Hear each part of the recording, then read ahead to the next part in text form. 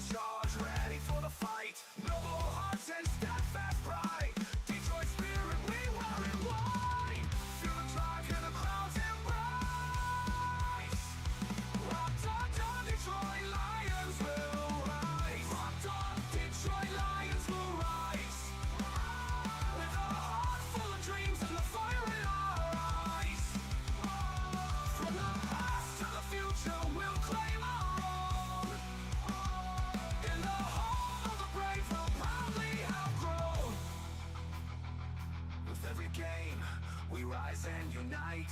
Fueling the passion, igniting the light. Through highs and lows, we'll stand as one. A legacy, a tale that's just begun. Together.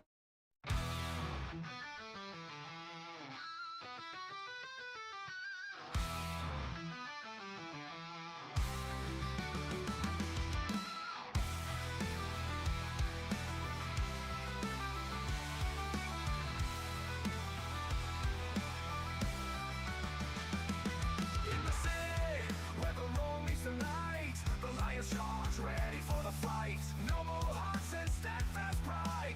Detroit spirit, we wear it white. Feel the drive, hear the crowds embrace. Rocked on, Detroit Lions will rise. With a heart full of dreams and the fire in our eyes. From the past to the future, we'll All right. Good morning. Welcome to the Rise and Grind Morning Show. Sorry about that. I don't know what happened with my my pad there, but I was fumbling with my football and it decided to overplay. So good morning. Let's get into this. The Lions are still trending towards the Super Bowl, and I'm going to explain why this morning. So I'm going to go off deep into the stats and analysis of what has happened roughly the last 24 seasons of Super Bowl winners and why we should still have confidence that the Lions can get it done. But first and foremost, let's say hi to Eric. Good morning, Eric. How you doing this morning? Morning. I am excellent this morning. I like the foghorn thing there, the lunch break horn. I liked it. Yeah, that's Lions touchdown horn, man. I like Yeah, it. for some reason I accidentally hit it, but I saw a pretty cool name in the chat this morning that I haven't seen in a long time in here, and that's Casey Bright, man. He's one of the coolest dudes ever. He really does a lot for people. So I want to give a big shout out to Casey Bright.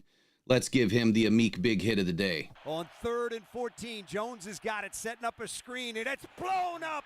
Oh, my goodness. Amik Robertson just sent ETN back to Jacksonville. All right, welcome in, Casey. Good morning to see you in here today. And welcome to everybody else in the chat. So, man, I'm really excited, about where the Lions have been this season. And I know we're coming off of a pretty bad loss.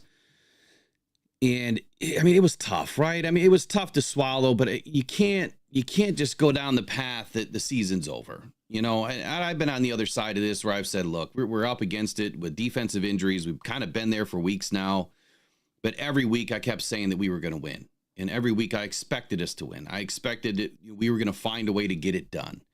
And we did. I mean, the Lions have fought their way through this. Now, this last weekend, when you're going up against one of the most potent offenses in the league, it's going to be a shootout. It's going to be a boat race. Both sides, they're racing to the finish line. It took one stop on either side or two stops on either side to win that game. And that's what the Bills were able to do. If the Lions hadn't suffered as many injuries as that they did in that game, maybe it's a different ending. Maybe it's not. At the end of the day, it really doesn't matter. It only matters for seeding purposes right now, right? And the Lions being able to cling on to a potential number 1 seed, which would help us. But I have to be honest, even if we don't finish with a 1 seed, there still is potential that we could host 2 games. And that depends on what happens, in the first week of playoffs. So not all hope is lost, but I think that these stats and things that we're going to get into in the main segment, which is going to come up here in a little while, will hopefully dry those eyes, man, because there's a lot to talk about that maybe you don't realize as to where the NFL is today. But first and foremost, let's get to any NFL news. Eric, do you have any NFL news this morning? Yeah, so a little bit. Before we dry our eyes from the whole Bills game, the Lions-Bills game had 23.3 million watched the Bills-Lions.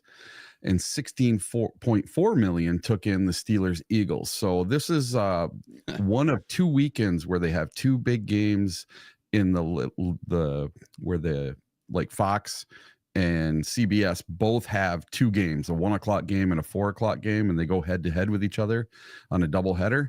So this is one of two weekends throughout the year, and the Lions-Bills game crushed it. 23 million to 16 million.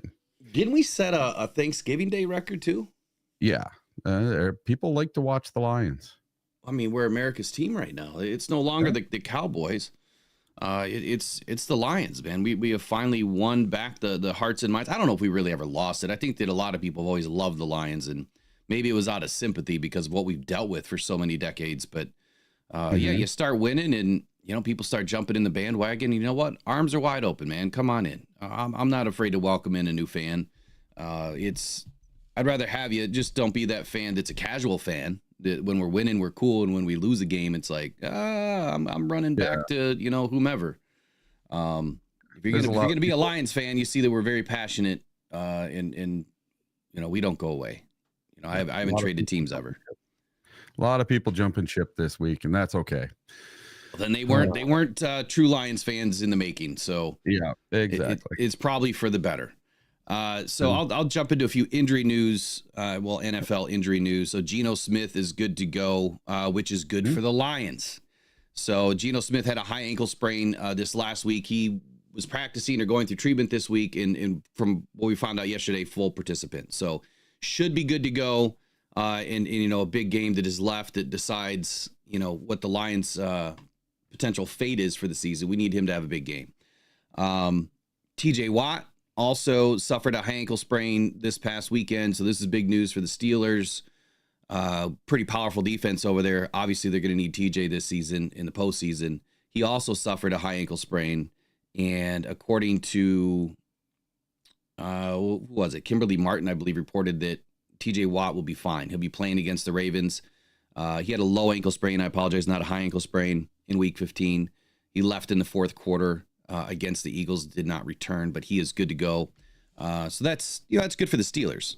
That one really doesn't affect the Lions a whole lot. No, and now none of the NFC game or the AFC games affect any of the top three NFC teams. Say that again.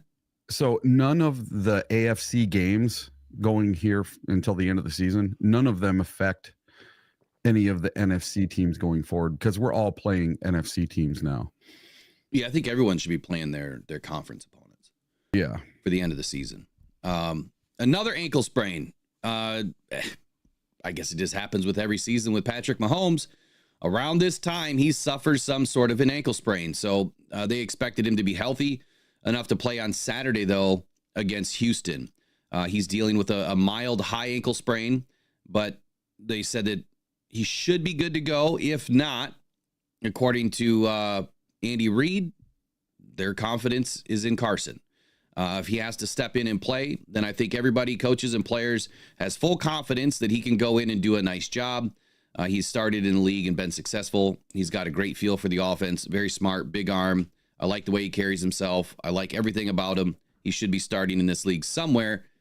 He's a heck of a player. That was according to Andy Reid's quote on Tuesday. So, you know, not every team is without injuries. Everyone's facing something. It's just the Lions are facing the most. Yeah. Go ahead. The Chiefs, don't they play?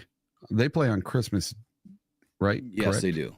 Yep. Okay. Because I had that the Saturday games this week are the Texans at the Colts at 1:00 and the Steelers Ravens at 4:30. And I don't know what this news is about then. Because I didn't see. I'll look at the Chiefs schedule here. I'll move on though. Next up, I want to talk about the Buffalo Bills for just a moment. And I labeled this little segment, "The Bills Won't Dance." And what I'm thinking here is the same thing that another player is thinking. Now, I'm not a player, obviously, but another player from the NFL is cautioning the Buffalo Bills for their recent, almost near loss to the Lions and then loss to the Rams. So allowing all of these points at this late stage in the season is a potential issue. I think it's a big issue. for the Bills. You can't lay down 40+ points 2 weeks in a row and expect to make it into a postseason where you're going to go up against some of the better defenses in the league and win that game. I fully expect the Bills to collapse now after what I've seen. And I'm not saying this just because we lost. I'm saying this purely based on stats, analysis. The Buffalo Bills defense is horrendous. We have one of the most powerful offenses. I get it. We kind of had our way with them for the majority of the game. We couldn't run, but we could pass all over them, which every team seems to have been able to do. The Rams did a better job with running the ball, which is what we expected to do. But according to, who wrote this here? It was Hawkins. So he says he's concerned about the Bills defense after giving up 40 points in back-to-back games. This is a bad point in the season for this to be such an issue. I agree with all of that. Hawkins is right. This is the time of year where teams need to be fine-tuning the details and getting better at everything that they're supposed to be getting better at. Defensively, Buffalo simply has not gotten better.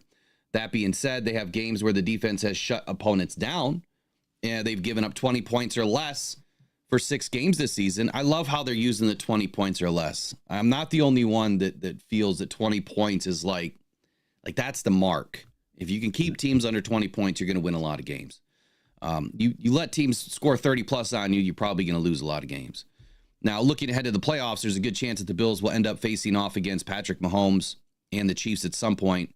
I'm not so, I guess, enthused about the Chiefs' defense. I don't think it's that great right now, so I don't know that they would lose that game. But if they go up against anybody else that has a pretty decent defense, I think the Bills could collapse. I really do. Which would suck, because if the Lions can do what I'm expecting them to do, I would love to see the Bills again in a potential Super Bowl matchup. That'd be pretty awesome. And you were correct, Will. My handwriting was bad. It's Texans Chiefs at 1 o'clock, not Texans Colts. Gotcha. My handwriting's just horrible. Next up, let's get to the NFL picks of the week. It's week 16. Forgot to do this the last couple of weeks, but this is the Bleacher Report NFL picks of the week. And I just want to run through a few here. So Denver Broncos at the Los Angeles Chargers, 9-5 versus an 8-6 team. Is that your phone or my phone making noise? It's got to be yours. Mine's always on silent. Make sure mine's off. According to DraftKings, Los Angeles is a -3 heading into this game. Predictions across the board. Pretty much the Broncos should wrap this one up. You had one person, O'Donnell, taking the Chargers. Score predictions have it tight, though, 23-19. Broncos favor. What do you see in this game, Eric? Anything? I would not count the Chargers out, but they just have not had it lately. And Bo Nix and the Broncos, they've been steamrolling. So I would go with the Broncos are the home team, correct? I don't have that part of it up. Oh, okay. I'd probably go. No, Broncos are away. They're away at LA. Are they away? Yeah. I might take the Chargers in that one then. I might take the home team. So Texans and Chiefs, the game that we were just talking about, you've got the 13-1 Chiefs at home versus the 9-5 Texans. Now, we saw a defense in the Texans that can be pretty ravishing, man. I mean, they can play. They've got a pretty scary front, defensive front. I think they're going to give Patrick Mahomes a little bit of a headache. And if they can play the way that they did against the Lions, I don't know if the Chiefs make it out of this one with a win. But the Texans are traveling. And according to the DraftKings line, Kansas City is a -3 favorite right now. And all the predictions almost near split right down the middle. And you want to know the funny thing? The Texans and the Chiefs have both locked up their divisions already. It almost would make sense not to play homes, but I think that they're still battling for seeding. So they've got a 2 or 3 game lead. So it almost makes no sense to play them. Well, it depends on if it's a 2 or 3 game lead. I guess I don't know if it is a 2 or 3. If it's a 2 game lead, they just need to win one more game. 11, yeah, they have a 2 game lead because the Bills now are what 11-4, 11-3, 11-3. because they were 10-3 when they went against us. So they're 11-3, and then the Chiefs are 13-1. Yeah, and the Steelers are 10-4, so they're kind of out of the number 1 seed. Yeah. Which is the next game, Steelers and Ravens. This is always a bloodbath every year. It's a crazy game, crazy good game to watch. But Baltimore is a 6.5 point favorite. And I just don't understand this, especially against the Steelers defense that, man, really good defense this year. I'm not in any way, shape, or form taking the Ravens in this game. And when you look at all the predictions, it is, again, near split right down the middle. I think it favors the Steelers just a little bit. Close game, 24-21. Ravens on top is their score prediction. I think I'm going with the Steelers in this game, especially if TJ Watt's going to be up and rolling. I think that'll be a damn good matchup. And then another game for the Buffalo Bills that is kind of a throwaway game against the Patriots. You know, polar opposite records this year, 3-11 versus 11-3. Of course, Buffalo is favored by 14. I think Buffalo's going to win that game. Cleveland Browns and Cincinnati Bengals. I don't think anyone really cares about either one of these teams right now. Neither one of them really matter. I think obviously they're both out of the playoffs.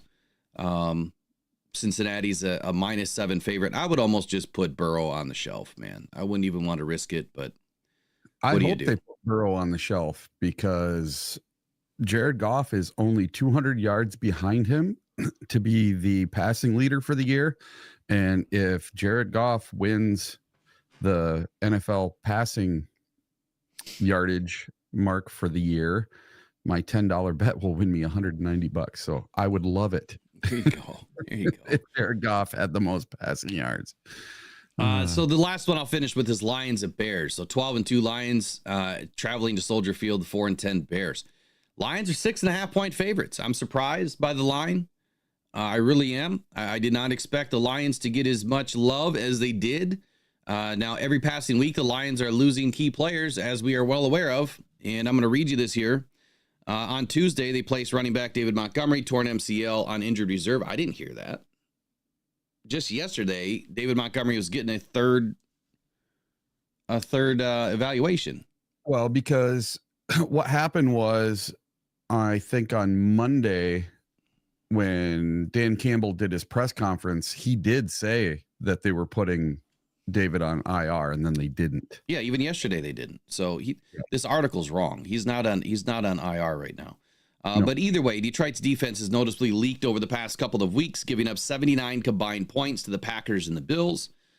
And Mincelino has sided with the wounded Lions, as they're calling it, to cover by more than a touchdown in a matchup with the struggling Bears, whose opponents have outscored them 68-25 over the last couple of weeks.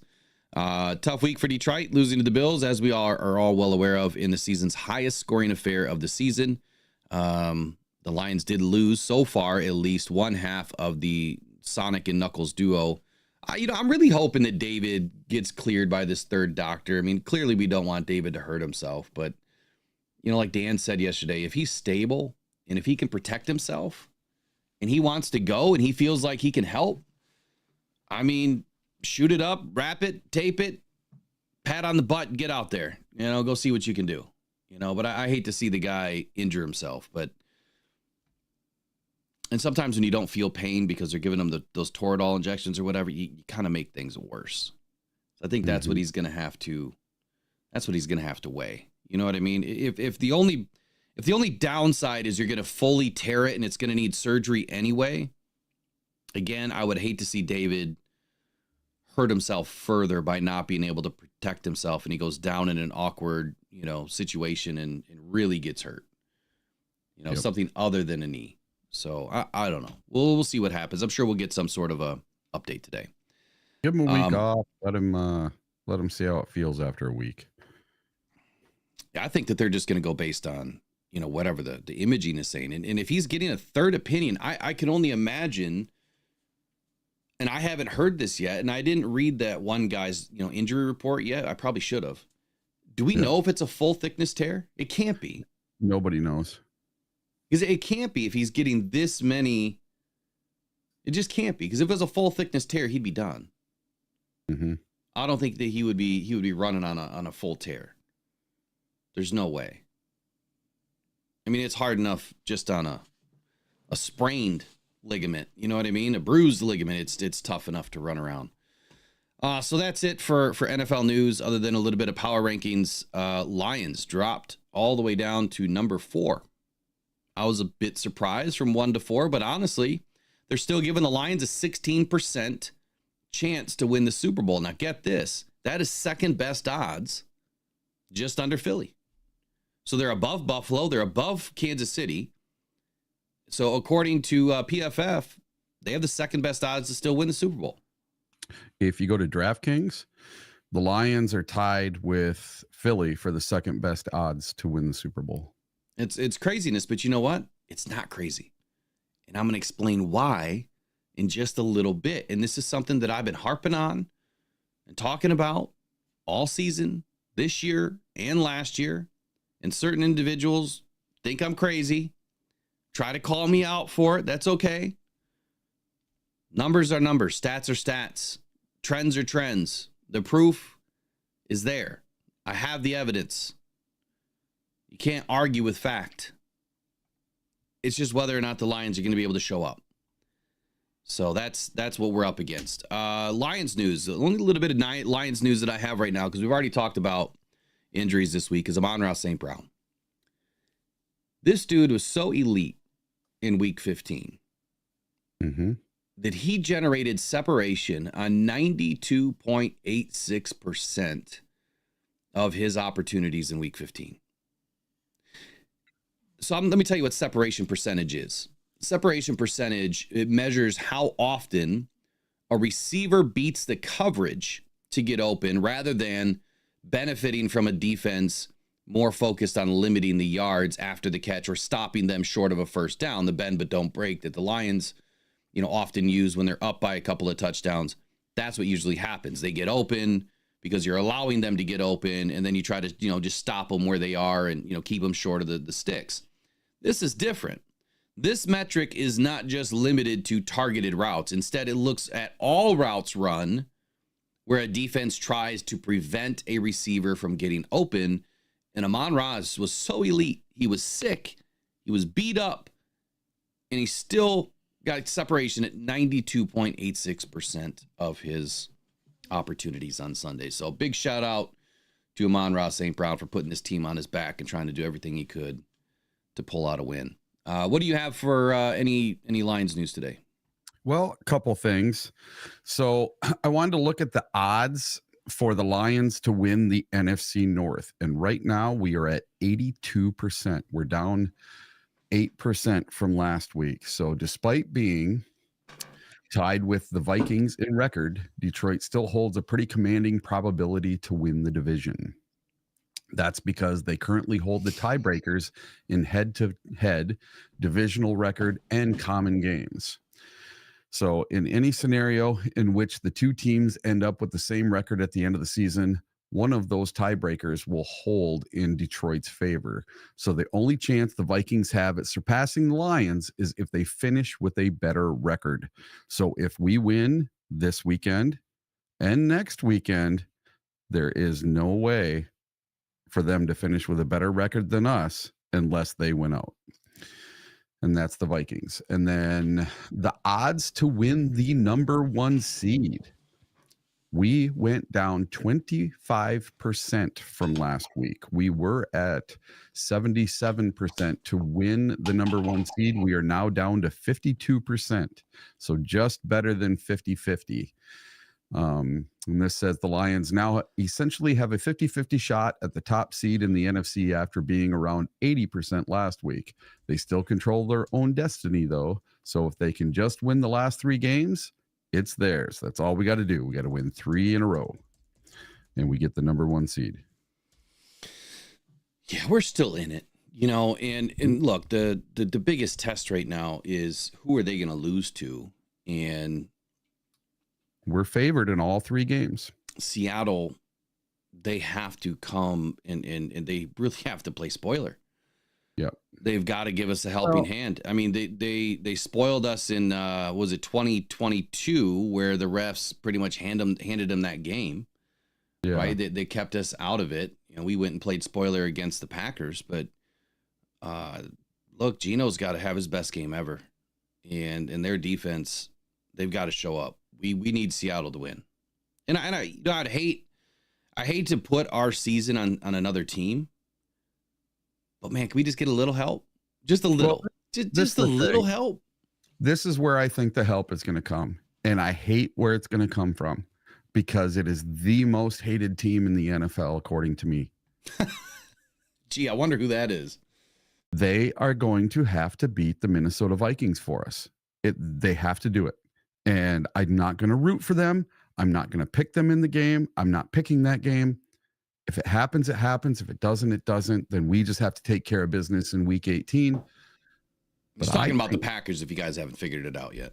I think the team that shall not be named could actually take out the Vikings for us and help us out.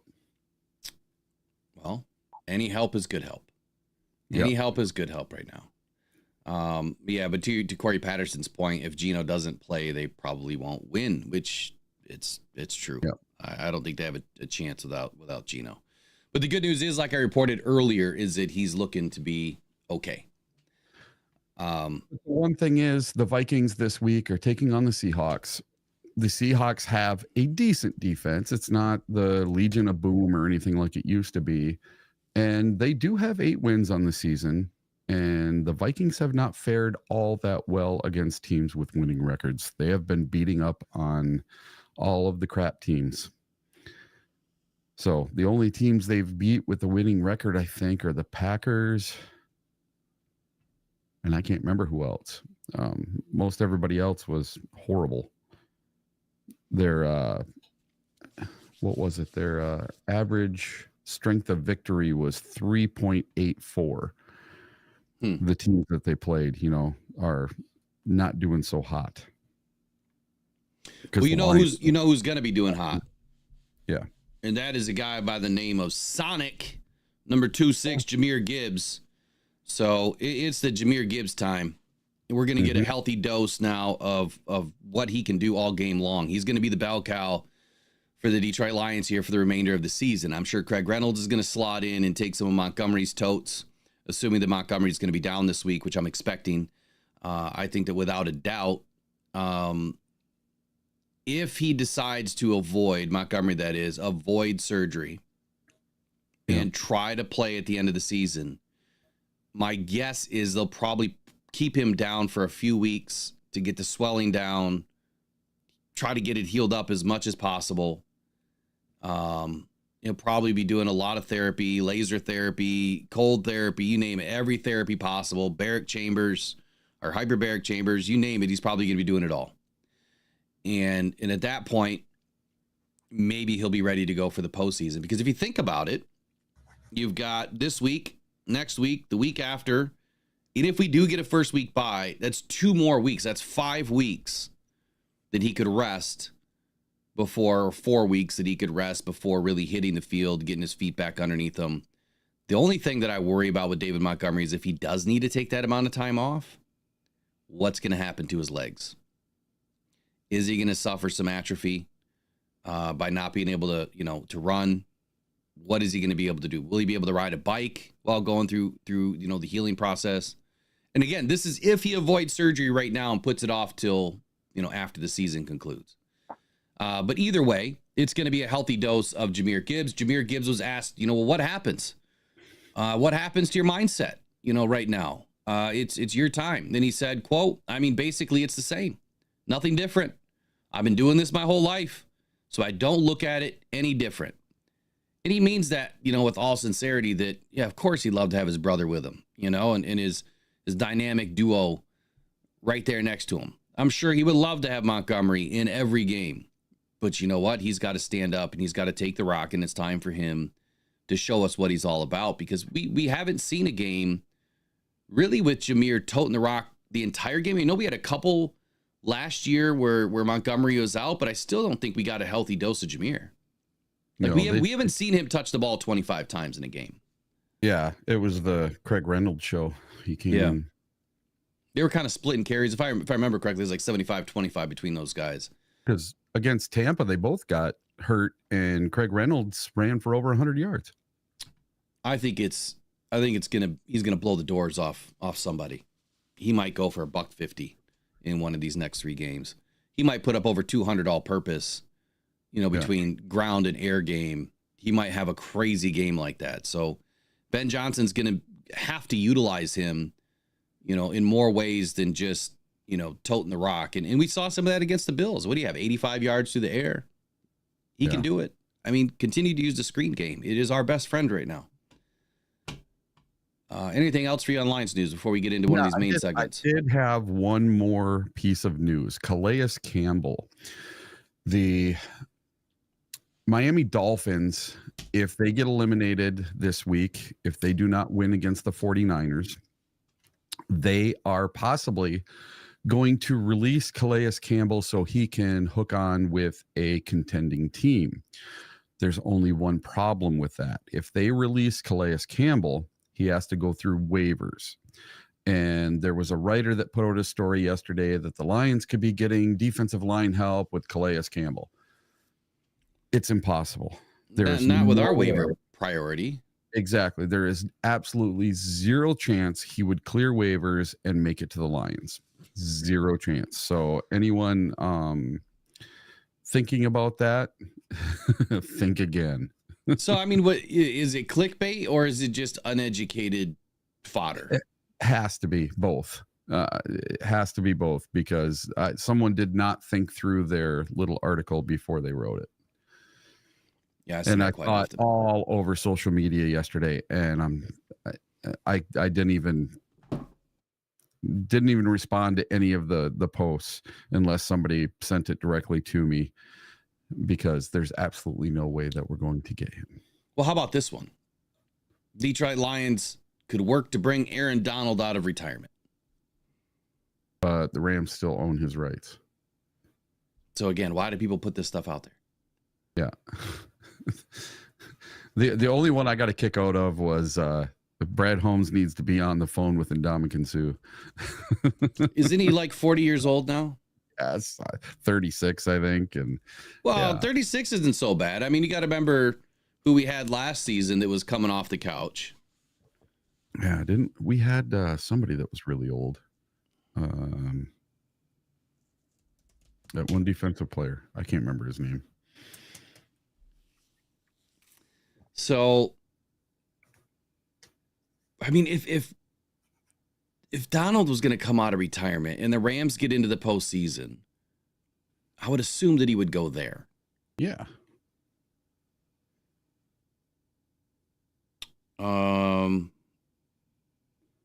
Justin Verlander is 40 and still playing. That's different. It's baseball, man. You can play baseball forever nowadays, especially with all the medical treatments that there is these days. When I played baseball, and I was going trying out for other teams after high school, I had my pelvis like cracked, man. I slid into second, and a guy put his cleat right into it, and it ended everything for me. Nowadays, probably could have still kept playing. Now there was a deal with Aaron Donald, so this is something that I should have worked on before we came on this morning, but the Rams did restructure a deal back in March with Aaron Donald that converted some money to bonuses and some other things, created some cap space for the Rams for 2024, but I don't know if it changed the rights for Aaron Donald in this season as far as if he's still under contract with them. I don't know. I think they hold his rights. See, now this is weird because according to Over the Cap, it says that his last year was 2023, and there's no other money owed, but yet they just restructured a contract this last March. So you really can't trust what's out there. I guess the answer is I don't know. They could be spreading dead money out too. But it would say it. It would have to say it in these contracts, and it always does, but it doesn't right now. It just says 2023 and done. 2 days ago, Sean McVay said this about Aaron Donald return. Let me get it. He says, I would almost feel disrespectful reaching out to him just based on the principles and knowing him the way that I do. If that was something that he got interested in, then that would obviously be something that you're always open to. So clearly the Rams aren't going to reach out to him. This is something that Aaron Donald is going to have to do on his own. So he's on the reserve retired list. Cannot return until after week 12, which we're past that.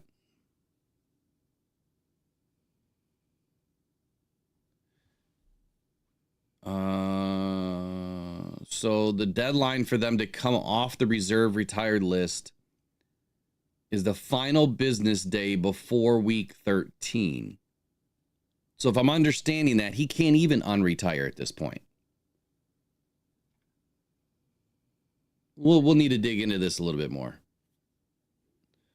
I can't really do it off the cuff this morning. It's too much information to digest. But what I can dig into, though, is the main segment of the day, and I don't know how long it's going to take us to get through it. It could be a long one. Just remember, some of the things that we're talking about today might mesh up with, C3 Mitts competition tomorrow. So you got to remember some of the things that we talk about each and every day. We do a quiz kind of at the end of the shows, and so I might save some of this stuff for tomorrow. I don't know. Some of the things that we talk about today could be tomorrow's questions. So c3mitts.com. If you guys have not got your favorite hunter in your family, or even your outdoor enthusiast a present this season, please visit c3mitts.com today. Check them out. They've got all sorts of deals going on. 2 for $75, free multi-mitts included, free shipping included. This is like one of the last days you can order if you want to get it before Christmas. I think tomorrow is the deadline. You can ask anybody that's received these mitts already, sorry. They will tell you the quality of these gloves, and what they do will help you change your game in the woods all season long, especially in the winter. So don't let your cold hands take you out of the woods. Visit c3mitts.com today. Main segment of the day. Why was Brad Holmes building offense first? Eric, did you pull up any of the drafts by chance? Oh, crap. No, I didn't. All right, hold on. I'll get it real quick. I do have one quick piece of news. The Detroit Lions will be wearing their throwback uniforms in Week 18 versus the Vikings at home. Forgot to get to that yesterday, and that was reported by Justin Rogers. That was a good thing you brought up yesterday. So I don't remember the Lions wearing throwbacks in Week 18 last year. Yeah, and it said that 3 out of the last 4 years that we had worn the throwbacks in Week 18. I don't ever remember us doing that. I'm going to have to go back and watch tape now. Ed O'Neill says, I won some, but I live in Florida. Can I donate mine to someone else? You can, Ed, or when you receive them, buddy, you can just send them as a gift to somebody you know, if you'd like. Email me, because I don't think you've emailed me yet. So email me your information. And let's get it handled today, and we'll get it done. Oh, we have a message deleted by. Oh, let's keep that one open. I don't know what happened. Peter, sorry, your message got accidentally deleted. My apologies. I don't know what happened. I tried to undo it. All right, so Lions. Let's go back to 2021. So first draft for the Lions, Brad Holmes. He went offensive line first, right? Defense, offense with Amon-Ra, defense, offense. So he kind of went defense heavy in the beginning to kind of set the tone for the defensive line. Needed to do that. Obviously, the roster was trash. Had to do it. The next season, he went Aiden Hutchinson, Josh Paschal, Kirby Joseph, Malcolm Rodriguez, James Houston, Chase Lucas. So all defense. Jameson Williams and James Mitchell were the only 2 offensive players. So the first 2 seasons, he had 4 offensive players total. He's kind of painting the lines, right? He went 2 receivers, offensive lineman, tight end. In his third draft, he went Jahmyr Gibbs, Sam Laporta, Hendon Hooker, Kobe Sorsdahl. So 4 out of, 7 draft picks were offense, where a lot of people were crying still for defense. Every year people cry for defense. And I get it. Our defense was deplorable throughout this time. We needed a better defense. But there's a reason why he's done it this way. So even this year, he heard us, right? Brad knew that we had to shape up the cornerback room. I expected him to dip into the draft in the first and second round to grab corners, and he did. And I also expected him to do it again with Sione Vaki. So he brought in 3 DBs, one of which, Sione Vaki, was going to be a running back. We didn't know that at the time, but he also grabbed another offensive lineman in Giovanni Manu and another offensive lineman later in the 6th round in Christian Mahogany. When you look at what Brad Holmes has done, he has been incrementally trying to provide pieces to the offense and build the offense. And there's a reason for it. And that reason is, over the last 24 years of Super Bowls, there's definitive trends as to who wins a Super Bowl and why, or who has the most likely opportunity to win the Super Bowl and why. So I've got this analysis pulled up. I've kind of done this in the past, but I think people forget, about this segment. So I want to remind you guys a little bit as to why the Lions are still in control. They still have an opportunity, if they get there, to win the game. More so than I think anybody else does in the NFL, to be honest with you. So this analysis kind of shows the regular season rank of points per game of every Super Bowl winner since the merger. The goal here was to see if there were any trends in Super Bowl winners being ranked higher on offense versus defense. And there are some notable time periods where you can see trends, like definitive trends in teams winning with defenses carrying the team, as well as eras like today where more teams who excel in offense are winning the Super Bowl. They're winning more games. Now think for a reason why. I think the most important reason is, what does the NFL want, Eric? What do they want with these rule changes over the last decade? Points, and more points. They want offense. They want high-scoring affairs. That's what sells tickets. That's what puts butts in seats. And that's what keeps you there, is points on the board. So by taking away a lot of the defense, ability over the middle of the field, you've now opened the ability for a really good scheme that Ben Johnson uses, which is go catch the ball over the middle of the field. You're not supposed to get hit. You're not supposed to get hit as a defenseless receiver.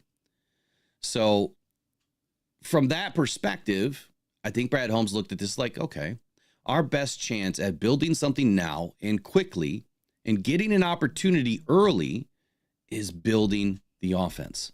So if you look at what they did since 2022 forward, I mean, Jared started hanging 35 points a game in 2022 for like the first 5-6 weeks. We've been one of the highest scoring offenses in the league over the last 3 years. Definitely over the last 2 seasons. And again, this season. There's a reason why the emphasis is on offense and not defense. So simply looking back at some of these historical trends, there's outliers, there's intersecting patterns. The intent is really not to be predictive in any way, but at the same time, it really gives you a prediction of which team has the best opportunity to win a Super Bowl and why. So we'll start with 2017 to the present era that we're in right now. We are currently in an era where offense wins championships, and you can't deny that. All 6 of the last 6 Super Bowls, minus last year, so 22 to 20 or 2017, not including 23, that is an outlier. So the previous 6 Super Bowls to 2023, the offense had ranked higher than the defense. And the gap between the rankings increased in each of the last 3 seasons. The 2020 Buccaneers offense was +5 over the defense. The 2021 Rams were +8 offense over the defense. And the 2022 Chiefs, who were ranked number 1 on offense. Can you guess at what their defense was? What do you think, Eric? 16. Well, yeah, I think I gave you the answer early, but yeah, 16. I just found an amazing chart that shows all of it. After hours of scouring the internet to try to find this information, I just found a chart that has all the offense ranks and defensive ranks for all the Super Bowl winners. The one that I sent you? Since the year 2000. No, I found a new chart on Reddit. It's awesome. It might be the same one if you look at the link I sent to your email. So the average offense is ranked almost 6 spots higher than the average defense for a Super Bowl winner since 2017. Your average offensive ranking is 3.8. Your average defensive ranking is 9.5. 5 of the last 6 Super Bowl winners had a top 5 offense. The 2017 Eagles were 3rd. 2018 Patriots were 4th. 2019 Chiefs were 5th. In the 2020 Bucks were 3rd. In the 2022 Chiefs were 1st. The only team not in the top 5 were the Rams in 2021. But their offense, 7th, was still ranked 8 spots ahead of their defense. Okay, we're winning with offense now. Last season, let me pull up my other sheet here. Last season, they bucked the trend. So this is an outlier. The 2023 Chiefs had the 9th ranked offense, 6th in pass, 19th in rushing, 15th in scoring, and 2nd in ranked defense per Fox Sports stats. This marks the first time since the 2015 Broncos, where they were 19th for offense and 4th in defense, won a Super Bowl. And then before that, you have to go back another 5 Super Bowls to the 2010 Packers, where they were 10th on offense and 2nd in total defense. And then before that, the 2008 Steelers, they were 20th on offense and 1st in defense. And essentially, you have 4 Super Bowl championships where the defense has been better than the offense since 2000. So in 24 seasons or 23 Super Bowls, the defense has only been better 4 times. What does that tell you? It tells you that there's been a major shift in the NFL. Now, you can really see that shift start to take hold in 2017 forward. And I bet you, and I don't know the answer to this, but I bet you if you go align that with the NFL rule changes, you'll see that it will line up with some of these rules that they've taken away the middle of the field. So when I say that your Lions trends or the Super Bowl trends favor the Detroit Lions, this is why. When you look at what the Lions are doing today and where we are ranked and what we've been doing all season, you could win with a number 1, number 2, number 3 offense and still have a defense that is 16th, 18th, 20th. Yes, you could have 22 guys or 23 guys on IR. You can still win a Super Bowl. You just have to get in the dance, and we're in. Now, if we can make those, those opportunities a little bit richer by getting a 1 seed, man, do we still have an even better chance at that point. So I'm not done yet, but with just giving you that little bit of information, Eric, what kind of frame of mind does that put you in as a Lions fan, considering where we are today? Well, we're the number 1 offense in the league right now. So I think that gives us a better shot than anyone to win this damn thing. Bingo. That's where I'm at. Is I'm not going to lose hope. And I'm not saying that I'm sick of hearing people pound their chest about defense. Look, defense is important. But I think that when you analytically and statistically look at the defenses that are winning championships, it has hardly ever been with outside pass rush or with outside pass rush. Matter of fact, and I'm not just going to harp on pass rush, but I went and looked at who had the sacks in the postseason, who had the sacks in the regular season for like the last 6 or 7 Super Bowls. And if you look at the Chiefs defense last year, they kind of fell apart in the postseason. They didn't have a bunch of sacks, and they didn't come from the outside. They came from the inside, the interior pass rush. And that's exactly why I believe Brad Holmes did what he did this year with DJ Reader. Aligning him up with a Lee McNeil, getting the backfield in ship shape. Well, was, shaped up until Carlton just went down. That provided us the best opportunity and the quickest remedy to be able to compete at a higher level on defense. Interior pass rush has always been the way to the quarterback. And matter of fact, in the 2000 to 2005 era of defenses, you might have been able to suggest that defense wins championships. And I think that that's kind of where that moniker really came from. And it may have come from before that. I mean, you had the 85 Bears that had that crazy defense, right? You had the Steel Curtain in Pittsburgh. There's great defenses to go back and look at. You know, the black and blue division of what the NFC North or, you know, the Central used to be. There's amazing defenses out there. And they've always been part of winning games, but not necessarily just winning championships. So when you think about, you know, your father's teams or your father's teams, yeah, defense was a big part of it. And I feel like that kind of gets ingrained in you. You know, you're watching the games with your father, your grandfather, your uncle, or whomever. They talk about defense because that's the era that they lived in. And back in the 2000s, I mean, 20 years ago, we were all still fairly young, at least some of us. I would have been, you know, 24 at the time. I wouldn't have really known any different the defense won championships or not, because, you know, I always thought about the Bucks and that crazy Tampa 2 defense and Warren Sapp. I mean, an amazing defense back then. But it's not what won championships all the time, at least not today. So the Super Bowl defenses back in 2000 to 2005 typically ranked 8 spots higher than the average offense. So defense was 2.3 on average, and the offense was 10.5.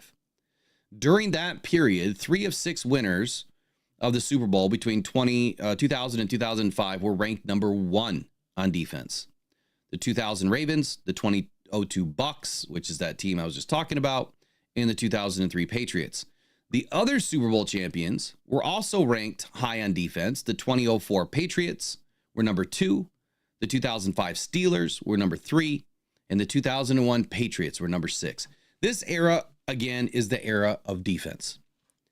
Then we talk about this golden era of mediocrity, right? 2006 to 2015. During this time, the average Super Bowl winner ranked only 10.5 in the league for points per game scored and allowed. So both sides, offense and defense. This really illustrated, in my opinion, where teams like the Giants, who had, you know, 2 of the worst combined rankings for a Super Bowl winner. In 2007, they averaged a ranking of 15.5. And in 2011, they were 17.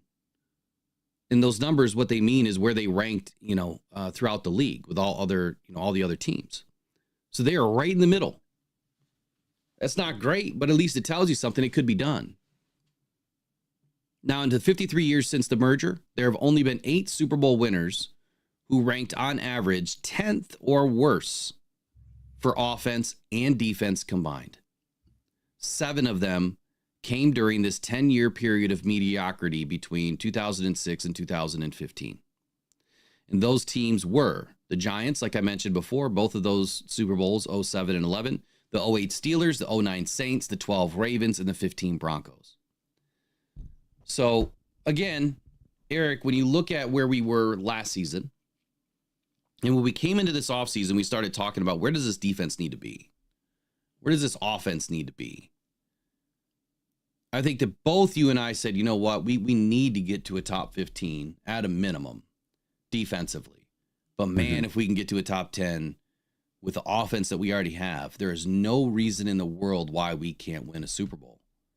And a lot of my predictions, a lot of my calls and analysis back then stemmed from this work and figuring out what it really takes from a statistical standpoint to get there and to win it. Yeah, you need a lot of luck at some point. Yeah, you need refs that probably aren't betting against you. But you need a team. You need a well-coached team. And you need a team that can score points. If you don't have a team that can score points today, you're not going to win. And so right now we got a team that can score points. So I'll turn it over to you for a second. Anything you want to add to that before I get into the rest of these stats?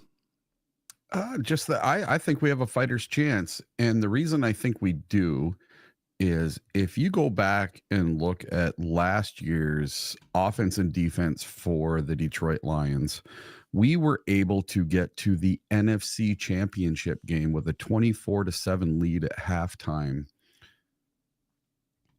with one of the most cobbled together worst defenses you've ever seen.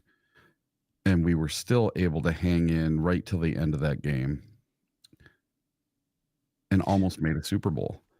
When you think about that, why was that though? Was it the defensive players, or was it a well-coached team, right? The right scheme. They were doing things the right way. I mean, they got the doors blown out of them in the second half, but yeah, I just think that I don't know if it was coaching adjustments or what happened in the second half, but I just think our players that we had, Cam Sutton and CJ GJ coming back from injury and Vildor in a starting role, and it just all went to heck in that second half.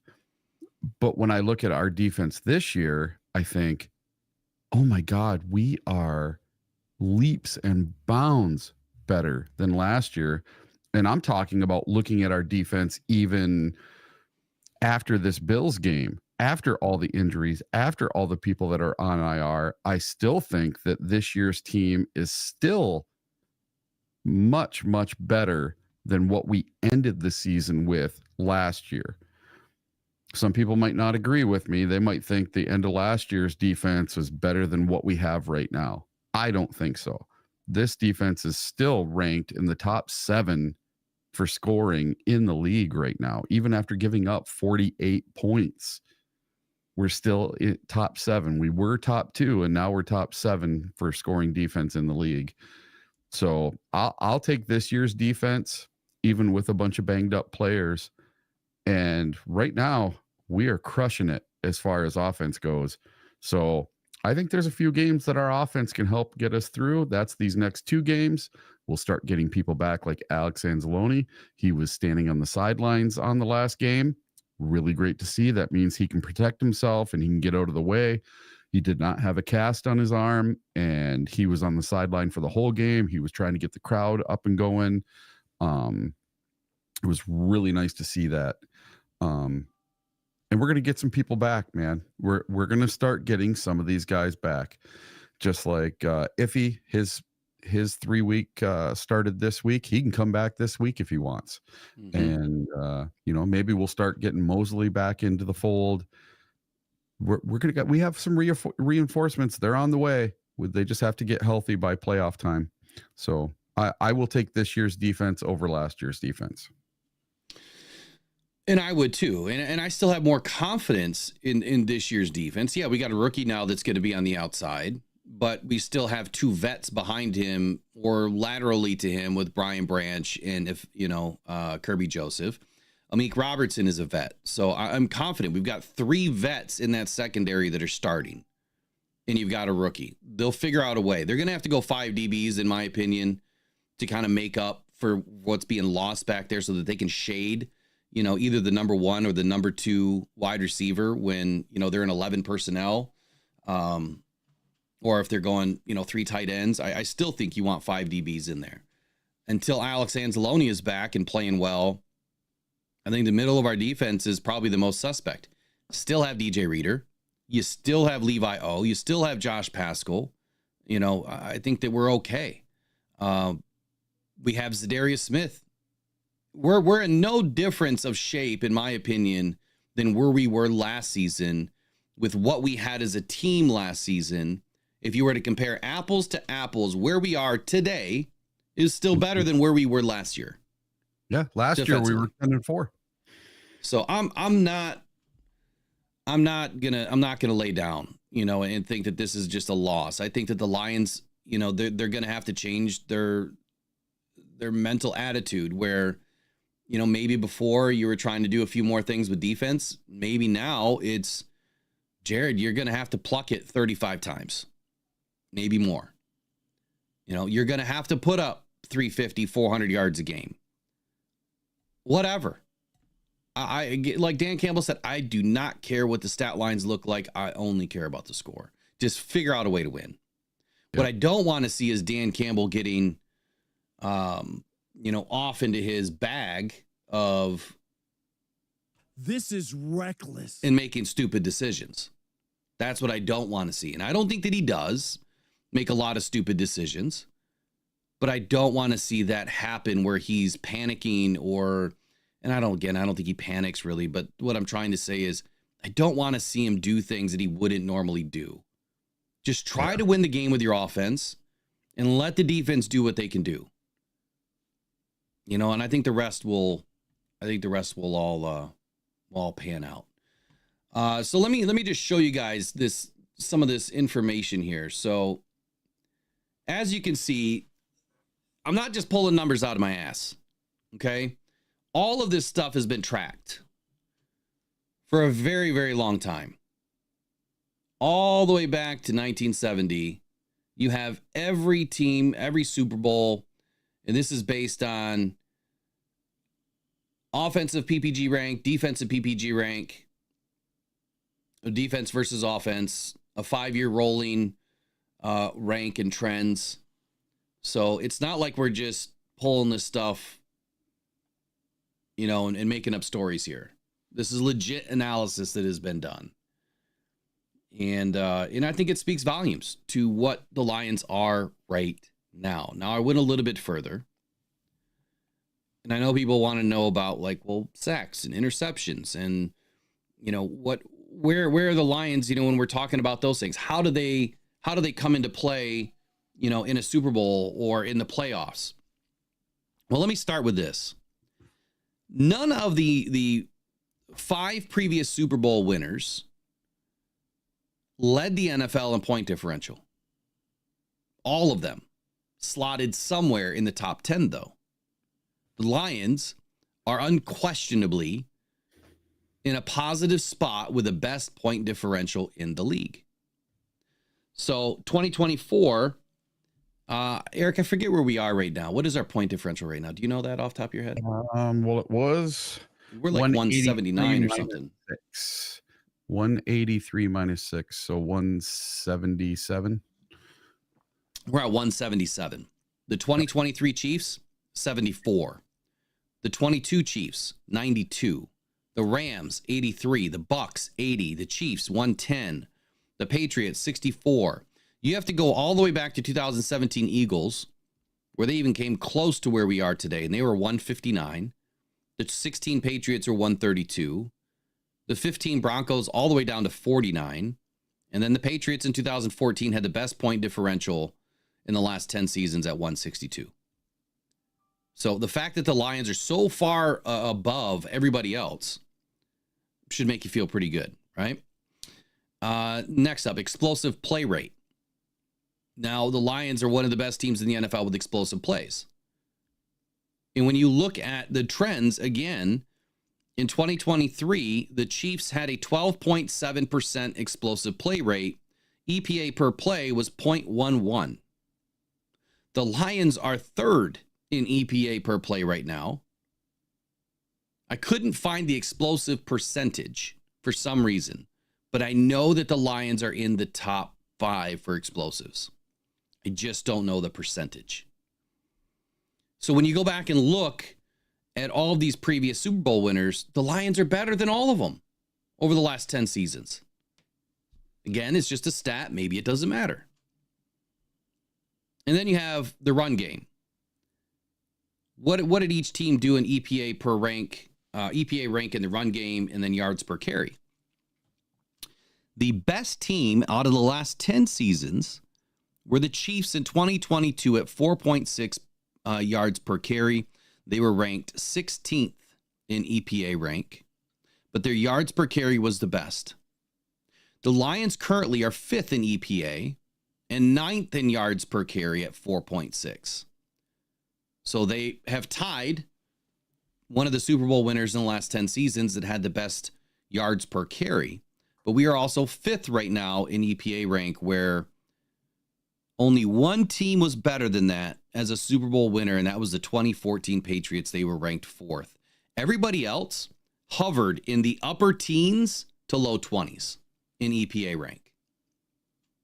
So again, your Lions are hitting on all of these little metrics that matter, these key performance indicators, that when you look at what they're doing deeper, it tells you they have a much bigger shot at finishing this out than they don't. Today's Hopium Thursday, if you haven't figured it out. So, Hopium Thursday. I was told to spread cheer, and that's what I'm going to do. It's Christmas time, so we're going to spread a little bit of cheer. But you know what? This you can't lie. I'm not making it up. They're facts. Can't make it up. You just got to have the wherewithal to be able to put this stuff together and talk about it. Okay, sacks and interceptions. All right, so right now, when you look back at previous Super Bowl winners, I will say this. The Super Bowl winners during the regular season generally had better sack numbers, shitty interception numbers, because they didn't have a better backfield most of the time, right? They didn't have a type of backfield that we've had, or secondary. I keep saying backfield, secondary that we've had this season, where we are one of the top teams, defenses at takeaways. In 2024 so far, right now, if you were to go by the trends, right? Mm-hmm. Here's the facts for this season. The Chiefs right now rank 20th in sacks with 32. The Bills rank 21st with 32. So they're tied with the Chiefs. The Eagles rank 9th with 39. And then the Lions rank 24th with 31. So we are 1 sack behind the Chiefs and the Bills, and we are 8 sacks behind the Eagles. And we've done this with who? Remember, we've lost everybody, right? We're not getting pressure. We're not getting sacks, according to some people. Clearly, we're right in the top with the top teams. Is there any teams that I'm missing as far as the top 4 of the league right now? The Bills, the Eagles, the Chiefs, the Lions? Yeah, that's it. I would say so. So if you were to go by trends, the teams that won the Super Bowl and had stats to match were like the Chiefs last season.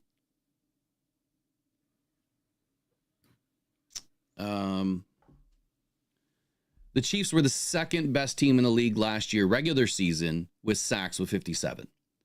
But they were 27th with interceptions. They only had 8 in the regular season. So you're not giving more opportunities to your offense by taking away the ball with interceptions.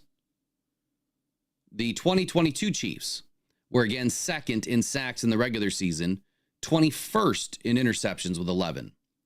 The Rams were 3rd in sacks, 3rd in interceptions. The Bucs were 4th in sacks, 7th in interceptions.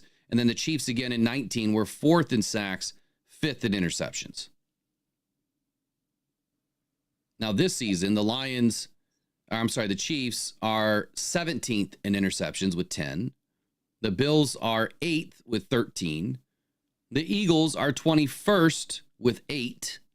And the Lions are 4th with 14. But I thought the Eagles had the better DBs.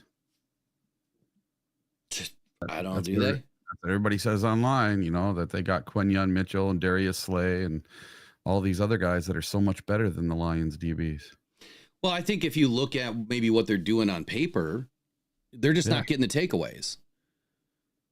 I think that's the biggest thing, that's going on here. So Sauce Gardner, he's one of the best DBs in the league. He just wasn't getting a lot of takeaways. Yeah. Right. So if you're able to hold down, your receiver, and you're not letting up a lot of yards, or the offense isn't throwing at you, your stats are going to be minimal. And you're not going to have a bunch of opportunities. Well, what this tells me is when the Lions have an opportunity, they're able to make a play. The Lions secondary is honestly been one of the better secondaries in the league. I don't care about yards per game. All of that stuff happens for a reason. And you really have to understand what your team is doing week in and week out and watch the games to understand what's happening. If you just look at a stat line, you're going to be like, man, they suck. But if you watch the game and you realize, yeah, the Lions were up by 40 points, 30 points, 26 points. Of course, the other team is going to get some yards on you. Of course, you're going to drop back into a zone, soft shell. You're trying to reduce injury. You're trying to just allow them to chew up some clock, get out of the game. You can't sub everybody out, so you've just got to go into a soft defense. But I don't think the Lions play a soft defense unless they are really up. So there's a handful of games, 5 or 6 games this year where the Lions had, giant leads, and you saw what you hate, Eric, the bend but don't break defense. Yep. So unless you really know your team and know what's going on, stats sometimes can lie. That's where you need people like me that are going to try to tell you the truth, try to make it make sense. So here's what I'm looking at. Just based on these stats right now, the Lions are not out of it based on sack numbers. They're not out of it based on interception numbers. They're the best out of the top 4 teams with interceptions, and they're right in the hunt with everybody as far as sacks. I think that if you're separated by 8 sacks between the Lions and the Eagles, I mean, that's not terrible, right? It's not like you're double digits. But if you go look at the teams that are leading in sacks right now, they're not even close to making the postseason. So sacks are not going to get you there, which means pass rush on the outside is not going to get you there. Interior pass rush doesn't always produce a large amount of sacks. What it does produce is pressure, and it forces the quarterback to make a mistake, which ends up in Kirby's hands. That's how interior pass rush, or pressure is supposed to work. The outside guys are just supposed to shut down the run. Keep everything contained inside the box. All right, so with these numbers, Eric, where does it have you feeling still? I mean, our defense is shaky to a degree, but I still think they're just fine.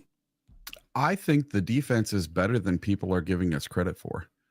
And we just played an AFC team.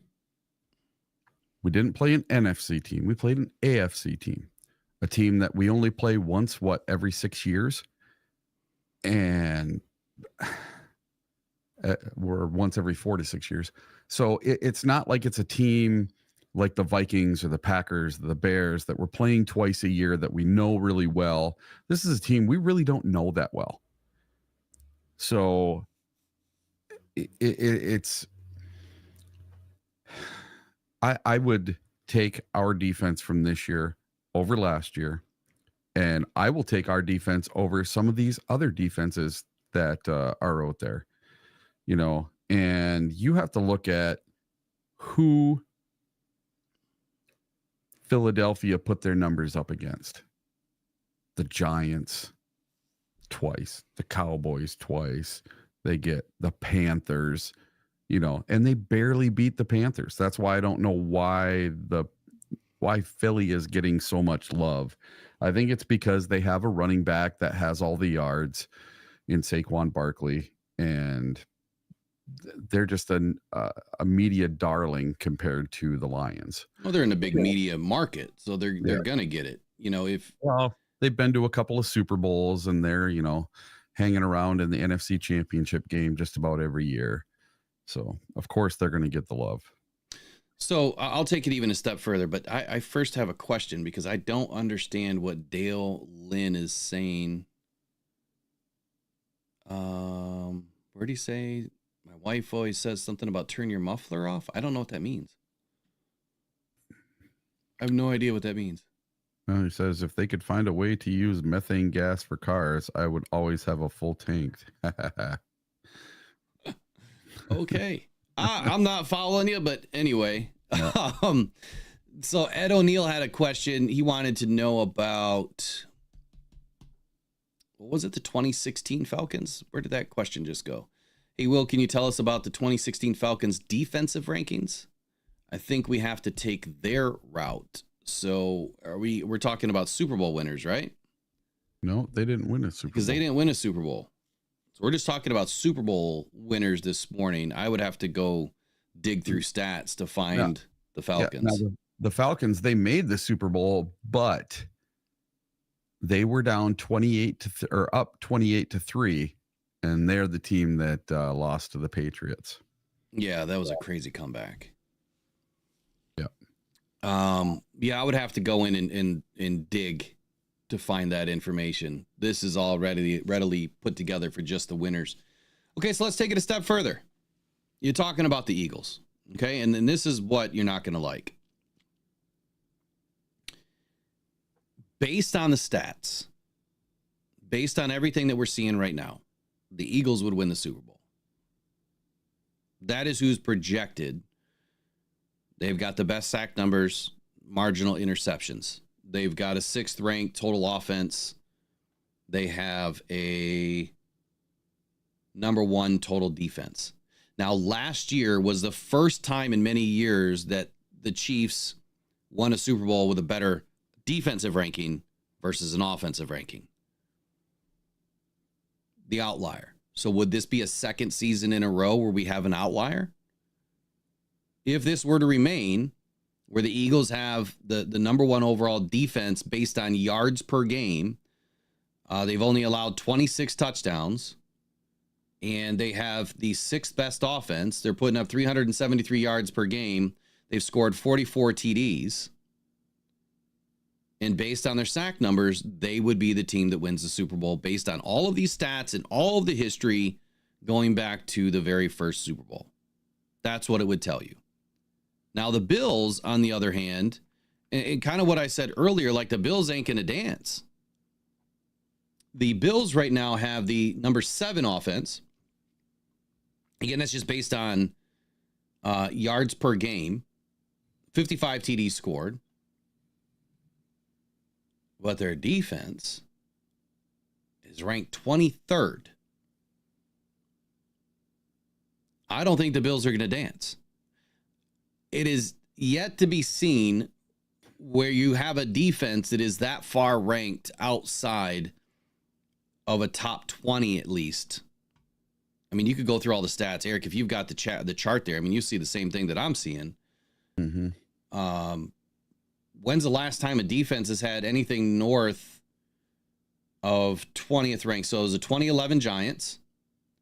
They were ranked 25th on defense. The 2009 Saints, they were ranked 20th. And the 2006 Colts ranked 23rd. Those are the only 3 teams that have won a Super Bowl since 1970 with a defense ranked in the outside of the top 20 or top 20, 21 or worse. You know what I mean? Yeah. But they also had the number 1 ranked offense or the number 9 offense or the number 2 offense. So I don't see where the Bills are going to be able to do it. I just don't. Now, if we were to look at sack numbers a little bit deeper, where are the Bills ranked there?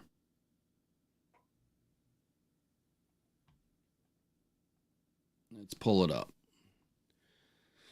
Defensive stats for 2024. Your overall sack leader right now is the Denver Broncos. Interceptions, Denver Broncos are ranked top 4. They're number 4. Offense, Broncos are 22nd. Defense, Broncos 8th. I don't think the Broncos are going to do it. But based on sacks and interceptions, they should. But based on offense and defensive ranking, mixed with those stats, they probably shouldn't. So I don't think they're going to win.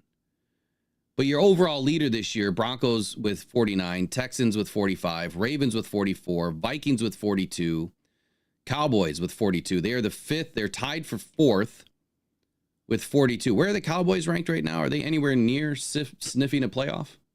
They're 6-8. What about the Giants? Because they're 6th with all 41 sacks. What are they? Did they even have 5 wins this year? They're looking at the number 1 overall pick. Yeah. The Chargers, they have 40 sacks. They're the 7th ranked team in the NFL, tied with the Green Bay Packers with 40 sacks. Chargers are barely competing right now, right? Where are they at? They need some help.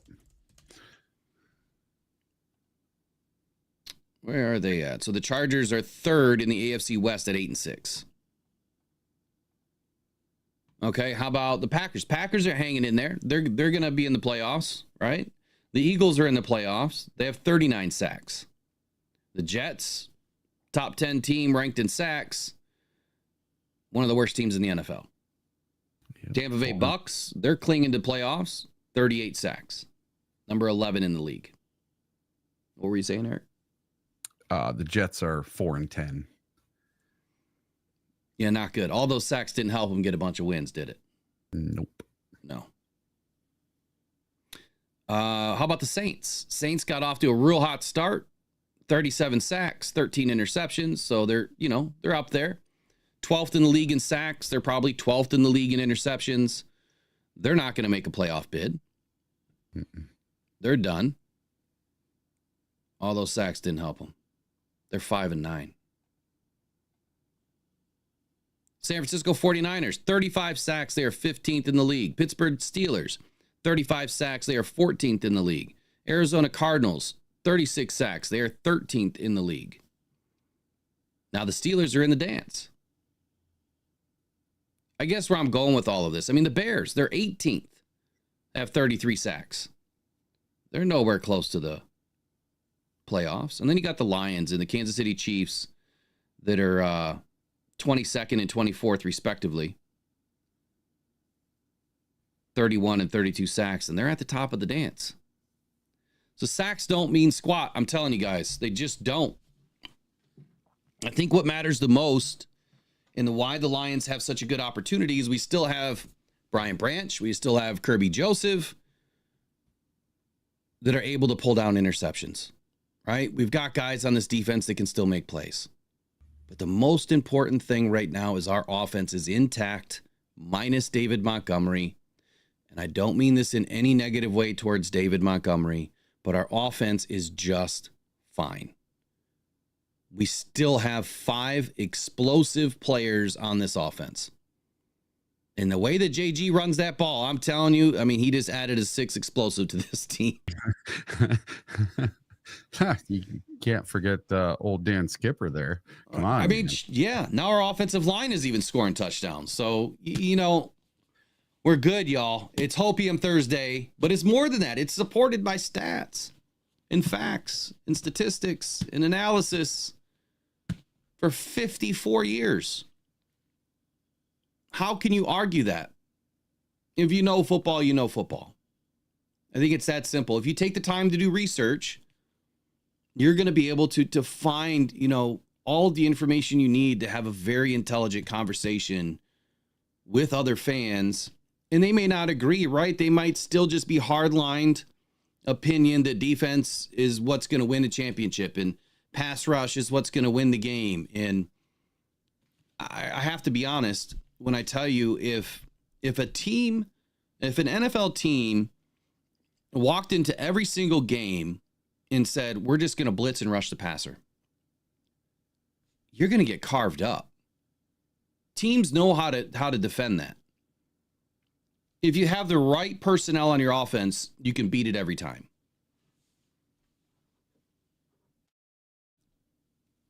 The Lions put up 42 points on the Bills. They got after Jared Goff. You know what we didn't look at this week? What's that? We did not look at Jared Goff's time to throw.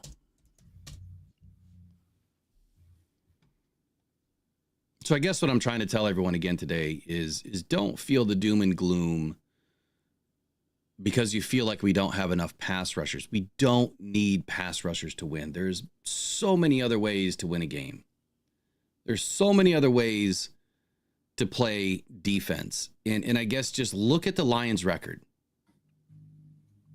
What is our record again, Eric? 12-2. How did we get to 12-2 without any pass rushers? I don't know. I don't know either. Offense. Well, I think the point is, I mean, we're still, middle of the pack with stats, for sacks and, above, top 5 or whatever it was for interceptions. There's other ways to win. But let me go back to last week's game here.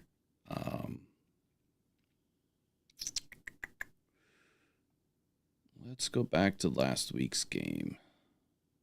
Wow. Jared Goff. He had 2.9 seconds of time to throw. Josh Allen had the most this week, 3.4. But you know what's crazy? Is 3.4 seconds is not the worst I've seen this season. But that's him being able to extend the pocket with his legs and get outside. And without the ability, for the Lions to trap him and contain him with a linebacker that we don't have, we're missing all of our linebackers, is going to be hard. I don't think there's been any team that has been able to corral him all season. Let me do the whole season here. So regular and postseason, who's had the most time to throw on average this season? Josh Allen ranks in the middle of the pack with 2.84 seconds. And Jared Goff at 2.8. Very interesting stat. So 2.9 seconds for Jared Goff. I mean, he still had enough time to throw the ball, and that's why he was able to do so much damage in the passing game. All right, what else do you have for the rest of the day? I think I'm good on going down this rabbit hole of Super Bowl stats. Yeah. Defensive and offensive rankings. If you guys are worried about the rest of the season, the only thing that I can tell you is, sometimes things are not meant to be. I still have the feeling that this was meant to be for the Lions this year. We may not win a Super Bowl this year. We may not. We may have to wait till next year. But the fact that we're in the race now, it's been 4 seasons. This was the year that I called. Last year I said that we were one half of a season away from getting into that 4th draft, which is what we needed to do what we're doing this year. And we're doing it. We can't do anything about injuries. We can't. You can't just have 23 other guys, waiting in the wings to take the spots for the guys that are dropping like flies. It's not possible. So we're just going to have to man up and go in with what we have. I found some unique Super Bowl stats, though. But before I do that, what else do you have? Well, my last thing I had for today is something a little different. And it's about Caleb Williams and his dad. So Caleb Williams' dad was right about the Chicago Bears all along. There's one thing that is abundantly clear at this stage in the Chicago Bears' miserable 4-10 season, where they've lost 8 games in a row. Caleb Williams should have listened to his dad's precedent candor. In case you forgot what Carl Williams once told GQ, he viewed the NFL draft process as flawed, a broken model of what it really should be. With his talented son projected as a future top draft pick, Williams characterized the whole draft model as completely backwards. Why? It sets up talented players like Caleb Williams to fail by throwing them into impossible situations on some of the NFL's most dysfunctional teams. Furthermore, it was suggested that Carl might have his son pull an Eli Manning, meaning refuse to go to a specific team in the draft rather than risk ruining his pro football future with an incompetent organization that would not do everything to maximize his gifts. But Williams himself would have nothing to do with that and said he wanted all the smoke as the player who would finally break the Bears' miserable cycle of torturing doe-eyed quarterbacks. Well, it hasn't come to fruition. Caleb Williams has not been as good as advertised. He did not and will not win a Super Bowl in his first season. Come on, did they really expect that? Yeah, he's not going to be offensive rookie of the year. He is not going to be the first 4,000-yard passer for the Bears. Now, his stats do look okay. He's going to have like maybe about what Jared Goff has now, about 3,700 yards on the season. And he's not throwing a lot of interceptions, which is very odd for a rookie. He doesn't throw a lot of interceptions, but the one thing I noticed in watching that Bears game on Monday night, he does not read defenses. He's horrible. And hold on here. So he's not throwing interceptions, but he's only thrown 17 TDs all season. Yes. Yeah, he's just not hitting receivers, period. Yeah, I think he would be lucky to probably get to 3,600 yards this season, which is an average of 200 yards for the next 3 games. Yep. He just is not hitting his guys, and they're getting open. I mean, wide open, and he is absolutely missing them. It kind of reminds me of the Richardson kid down for the Colts there, Anthony Richardson. Lots of talent and can run around, but man, he just wildly throws the ball wherever. It's buckshot, man. He's spraying it all over the place. Yeah. Yeah, it's wild. Good point in here by Morale 313. He said, we got to keep in mind that Josh Allen has only been sacked 13 times this season. So, again, I think it proves the point. The Lions are not the only team, right, that can't keep Allen in a box, that can't get to Allen. Everybody's struggling with it. That's less than 1 sack per game average this whole season. Jared Goff, on the other hand, has been averaging 2 sacks per game with 26. Or less than 2 per game with 26 on the season. So, is that the difference of having legs or not having legs? Is it the difference of being a mobile dual threat or not? I mean, I don't know. I'm getting pretty close to putting Jared Goff in the mobile quarterback. Yeah. slot. Did you see him get that 11-yard run the other day? I mean, He was booking. He was booking. I mean, he was setting fire ablaze behind his feet. And, you know, my buddy Mark was sitting with me at the game, and he's like, this is what I see. He said, the biggest difference between Jared Goff and the quarterback for the Bills, Josh Allen. When Josh Allen gets outside of the pocket, he can run around and make something happen, whether it's with his legs or with his arm. And he's like, when Goff gets out of the pocket, Goff just throws it away. He never does anything. And in this game, he turned around and looked at me. He's like, holy crap. Goff is actually doing something outside the pocket, because he made a couple of throws outside of the pocket and he had an 11-yard run.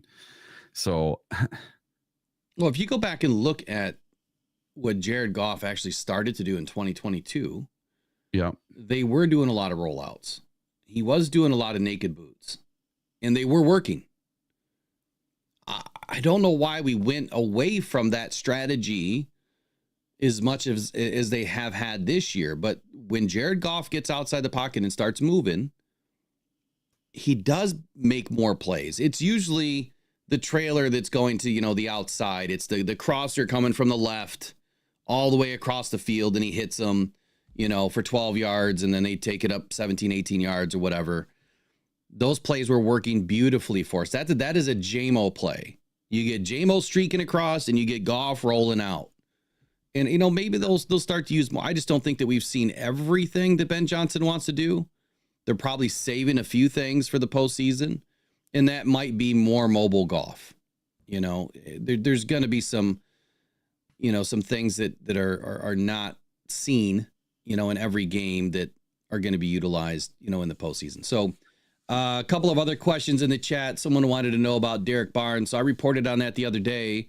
Derek Barnes is not coming back. He's done. And this has been, I think this has been reported for the last couple of weeks, but yeah, he's highly unlikely to even come back in a late postseason surge. From what I understand, he's done for the season. Yesterday, Dan Campbell was asked a question that no one could hear the name.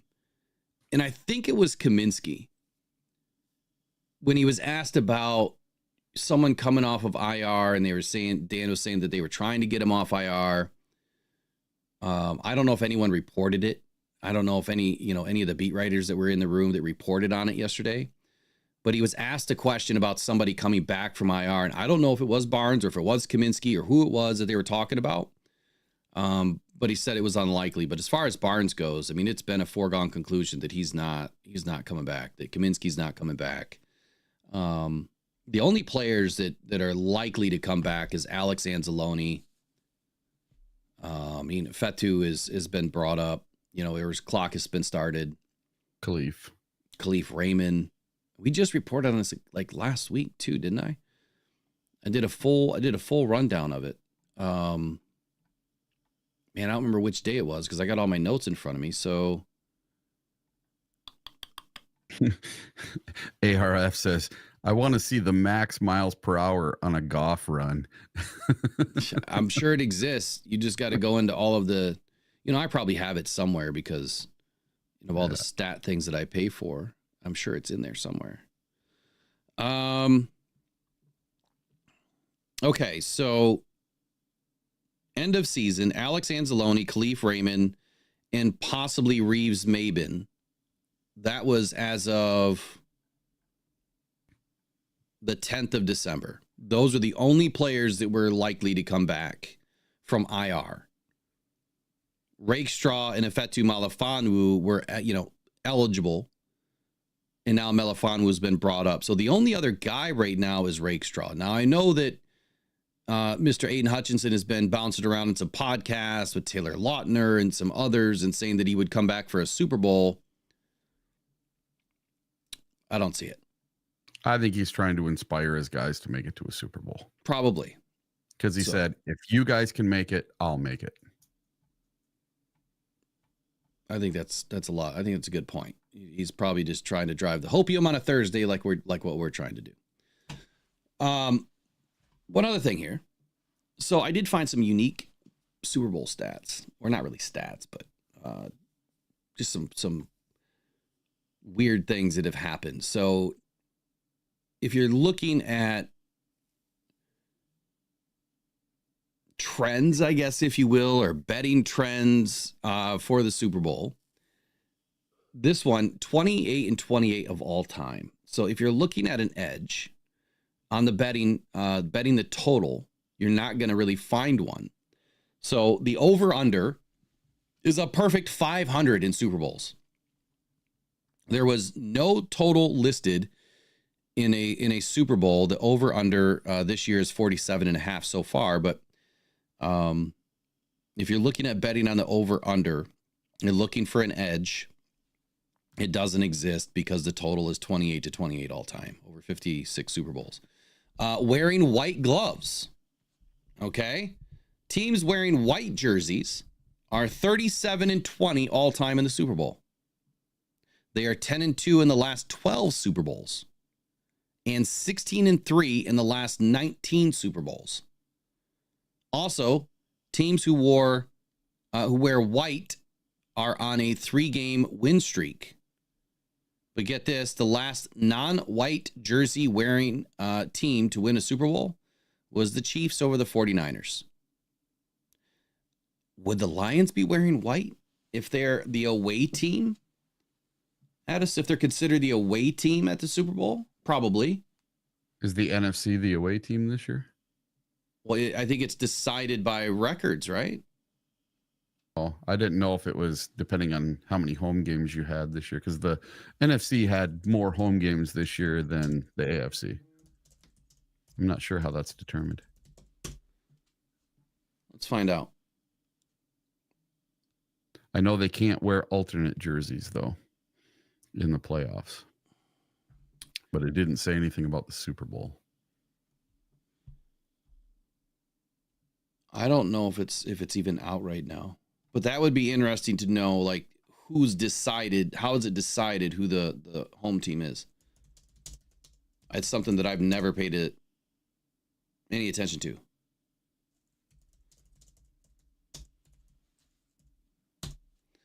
So each year it says it alternates from the AFC to the NFC. So they alternate. Apparently they alternate. So who was the home team last year? I'm not sure. This says in the Super Bowl, the home team chooses their uniforms while the away team chooses a contrasting jersey. The home team alternates between the AFC and NFC conferences each year. The home team can choose to wear the official team color or white. The away team must wear a contrasting jersey to the home team in most cases. The away team wears white. So the AFC was the home team last year, which meant the Chiefs were the home team. Okay. Which means the NFC will be the home team, which means the Lions would probably wear blue. So I'm not liking that one. Presidential rematches and Super Bowl rematches. I didn't understand this one, but I'm going to read it anyway. It says in 1952 and 1956, Dwight Eisenhower defeated Adlai Stevenson in the presidential election. In those 2 years, the LA Rams and the Cleveland Browns played in the NFL championship. This year, it was widely expected that Joe Biden and Donald Trump will battle for the presidency again. The last time they did, the 49ers and the Chiefs played in the Super Bowl. Something to note is that the Rams and the Browns split their 2 meetings. So maybe that means that the 49ers will win on Sunday. So this was talking about this last Super Bowl matchup. Clearly that didn't work into the 49ers' favor. Records. So the team with the better record doesn't cover the spread. So the team that enters the Super Bowl with the better record is 1-15 against the spread in the big game since 2003, not counting Super Bowls that featured 2 teams with the same record, which the 49ers entered the Super Bowl this last season with the better record. They didn't cover the spread.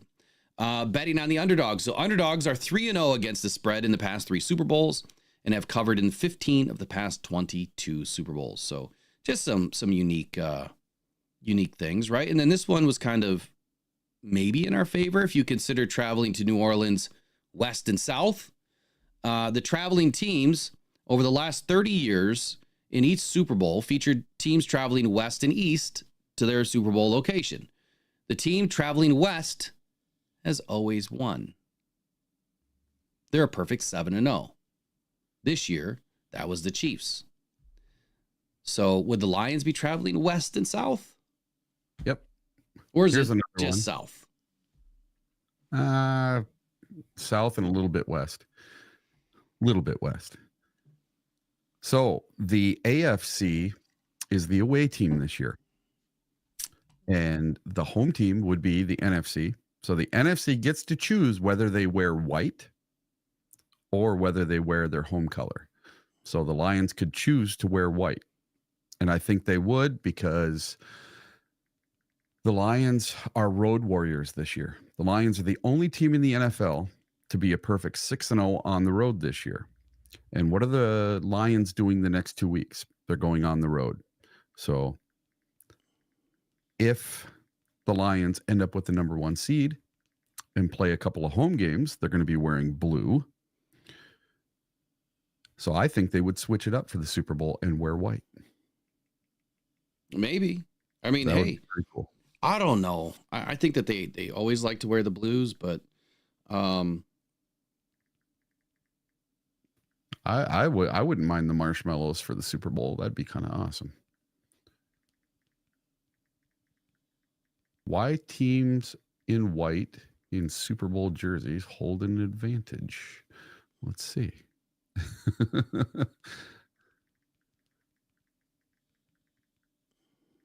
So all 57 Super Bowls have featured one team wearing a white jersey and one team wearing a jersey of a different color. Sifting through the course of history, the team wearing white went on to become the champions surprisingly often. Is that just coincidence? And does history influence what color a team chooses to wear in the game? All right. And that's just talking about the same stuff we talked about. So Yeah. 37 Super Bowls. The team in white has won the Super Bowl in 37 of them. And then 20 of them have been won by non-white wearing jerseys. All right, interesting. So we've got about 16 minutes left. Let's see what else we have for Lions news. There really isn't a whole lot going on right now. It's end of the season. There's not a whole lot being printed, it seems like. I don't see a whole lot from any of the writers. To see if there's anything that they're highlighting. And stuff. What's that, buddy? Just clickbait stuff. I haven't even really seen a ton of that other than on YouTube, but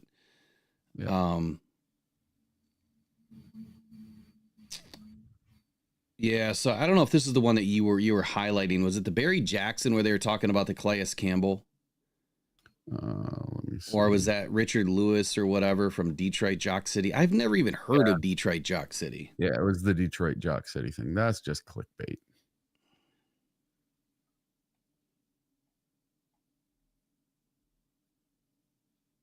I've been searching the wires to see who's available on some of these practice squads. And by the way, Clyde Edwards-Helaire did get picked up yesterday. By the Saints. Yes. I was very surprised because they don't even have a chance to make, a postseason run or anything. So I was really surprised. Now, defensive tackle Quinton Bohanna, now he played a significant role for the Lions last season. He's familiar with Aaron Glenn's scheme. He could be a player that the Lions add for defensive tackle depth.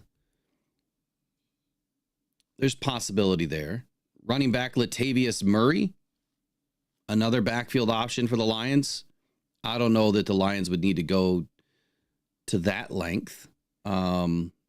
I think that the Detroit Lions are set at running back because we still have Craig Reynolds. We still have Sion Vaki. We still have Jefferson. Jamar Jefferson. And dude, that's fine. We're fine. So what about Patrick Peterson? Is he a free agent? So this was written by, I don't know who wrote this, honestly, but talking about cornerback Patrick Peterson. He's 34 years old, played all 17 games for the Steelers last year. Could be an ideal veteran, according to this article, to add to the cornerback room. Honestly, Peterson never really entered my brain. I don't know. I mean, he was a damn good corner when he was younger. I don't know if this, do you guys tell me in the chat or in the comments, is Patrick Peterson somebody that you would be willing to add? I'm sure you could probably get him on a vet minimum deal. Is that somebody you'd be interested in adding? I don't know if that's somebody I would take a flyer on or not, to be honest with you. I guess I'd have to look a little bit deeper at what he's done over the last few seasons. I would say this experience probably outweighs all else when it comes to bringing in players right now. It's not so much the skill level, meaning they don't need to be a top player in the league. It's the experience factor, right? If you know the defense, you've been around the league for a while, you know a lot of what these offenses do. Sometimes just having a guy knowing what they do at a high level will beat out a guy that has all the speed and all the intangibles every day. And it was kind of something that I said last year, or even in this offseason before the draft, is that if you have a really intelligent player that is playing the position, but they're a little bit slower, right? They're going to put themselves in a position to win because they know the game. They know where to go. They know where to be. But then if you have a guy that's just really fast, but he's raw and doesn't understand the defense yet, or the offense conversely, they're just going to run themselves really fast out of alignment.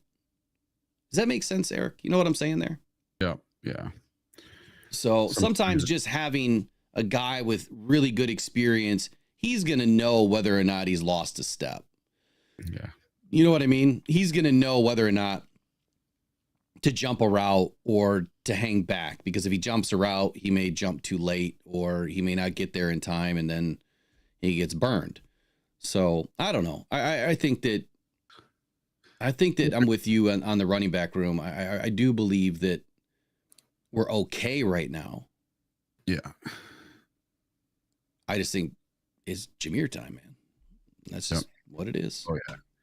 Yeah, I'll be putting a nice size bet on Jameer to have a good game this week. And looking at the practice for yesterday, so we had a bunch of people get some rest yesterday. So Amon-Ra St. Brown, Taylor Decker, Frank Ragnow, Kevin Zeitler, Zadarius Smith, and DJ Reader all got a rest day. This was not for injury. They all got like an upperclassman senior off day. They got to rest yesterday. And then no practice for injury was David Montgomery, of course. But then left guard Graham Glasgow has a knee, and Brian Branch with his calf. And if you go back to the game, his calf was cramping up on him. They had to come out and rub his calf a couple times for Brian Branch. So I think he'll be fine. But maybe he had something a little more than cramping going on in the game. So who were the players that they held out again? So they held out the entire offensive line. And then Amon-Ra St. Brown got a rest day. Zadarius Smith got a rest day, and DJ Reader got a rest day. And then the entire offensive line and Brian Branch got a rest day yesterday. I think it's smart. Yeah. You know, last week when the Bills failed to practice on that Thursday because they got all the snow, I was like, man, like that could really help the Lions, that they're not going to be able to go through a full final walkthrough before they, fly out. And I think it worked in their benefit. Yeah. I think that rest that the defense got, because again, this is a defensive line that we did not expect it was going to give our offense of line really much problem. Mm-hmm. I think that extra 24 hours of juice that was just added to all their muscles, it twitched, man. It worked. Yeah, because it sure did. And maybe that's what they're seeing, or maybe that's what Dan Campbell's thinking right now is, our offensive line is pretty much struggled. I didn't even look at the PFF grades, and I know that PFF is whatever, but it still gives you an idea. I mean, you can't say that the stats are all bad. You can't say the work that PFF is all bad. It's not. You just have to know your team to know how, and watch the games to know how, these measurements or these grades are going to match up. Right. Yep. So week, Detroit pass blocking here. I didn't want that. I wanted by game. There we go. All right. So pass blocking in this game. Decker got an 80.7. Not bad. Penei Sewell got a 78.6. Not bad. Dan Skipper, 70.2. Not bad. Right? Those are not bad scores for pass blocking. I'm good with that. Kevin Zeitler, 56.9. Not good. Graham Glasgow, 24.6. And a Frank Ragnow at a 23.5. How in the world did those two get exposed? Frank Ragnow, not only did he get exposed in pass blocking, but he also was combating that with penalties. He had a face mask, I think, on one penalty. Yeah. And I think he had a holding call on another. He was struggling. And is this a rest thing? Is it his foot? Is he having more issues with his foot again? I think that we've kind of seen a little bit of a decline in Frank, and I love Frank, but I think that we've seen a little bit of a decline over the past couple of weeks. So maybe this recipe of rest is exactly what they need. Because in the run block, man, I mean, Graham was a 41.2. Zeitler was a 61.2. Frank was a 63.9. And Taylor Decker and Penei Sewell and Dan Skipper were 70.4 to 74.4. So mediocre in run block. Mediocre in pass block, but they were able to get it done. but you can't have 2 or 3 guys at the very bottom of the list really struggling and expect your offense to totally work. And that's clearly why, you know, we are having major issues in the run schemes. That was zone. Now in the gap schemes, Penei Sewell had an elite grade, 88.3. Kevin Zeitler had a better than average grade of 76.1. Dan Skipper, a 70.1. What's up with Skipper, man? He's freaking awesome. The dude is really starting to come out of his shell. He's starting to play pretty well. You know, he's a guy that I didn't know was going to have an opportunity at making the team this year. He's been around, 7 seasons, I believe, in the NFL. And he was drafted by the Cowboys, right? He landed with the Lions shortly after. I never realized how big he was, but when I was close to him one game, the dude's 6'9", like 320 pounds. He's massive. Him and Manu are just monsters. And I can't wait to see Manu doing the things that Skipper's doing for us now. That'll be really great to see. I think I was just recording all of that on my text to. Oh my God. That is so long. Whoops. All right. So, I mean, interesting day today. I wanted to walk you guys through the Super Bowl trends because we're not out. We're never down and out. I know every year there's a lot of us that are these diehards that will never consider our team to be out. I'm never going to fan the flames of it's over. I'll be honest with you. And I think that a lot of people appreciate, you know, having some truth and some transparency and some honesty about your team. And yeah, it's not going to be marshmallows and rainbows and sprinkles and, you know, sunshine all the time. You know, if you're expecting that from this channel, you're just not going to get it all the time. You'll get it from Eric.